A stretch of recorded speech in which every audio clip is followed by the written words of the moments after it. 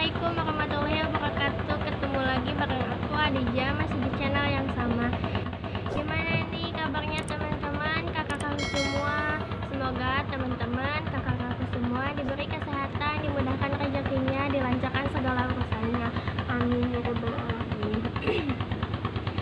Aku mau minta maaf buat teman-teman, kemarin-kemarin aku gak bisa upload video soalnya lagi sibuk ujian untuk kelulusan, jadi mau minta maaf. Jadi hari ini juga aku mau ada video kita sedikit buat merelakskan pikiran biar gak puyeng sama ujian terus, biar kita relax, kita lihat pemandangan-pemandangan yang indah.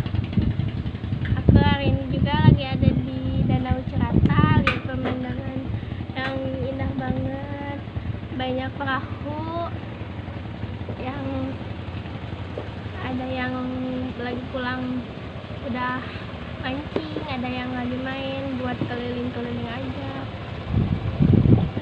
banyak banget. Nanti juga teman-teman kalau mau main di sini harus nyobain naik perahu, enakan pokoknya. Indah banget di Jakarta itu, pemandangannya indah banget, ada gunung, cuman nggak kelihatan gunung-gunung, banyak banget ya. Ada yang naik perahu tapi nggak pakai ya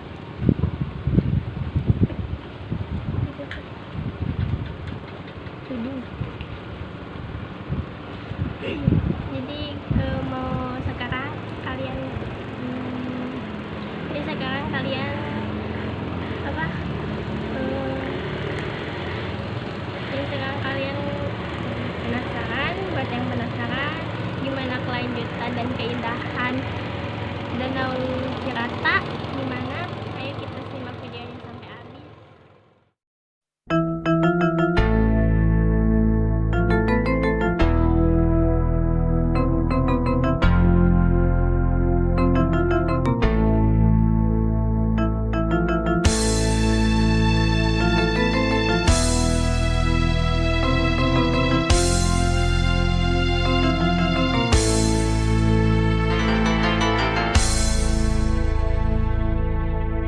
Harita wanci sarepna hawar-hawar aya sora semunu ngahudang rasa ngalilirkeun pipikiran.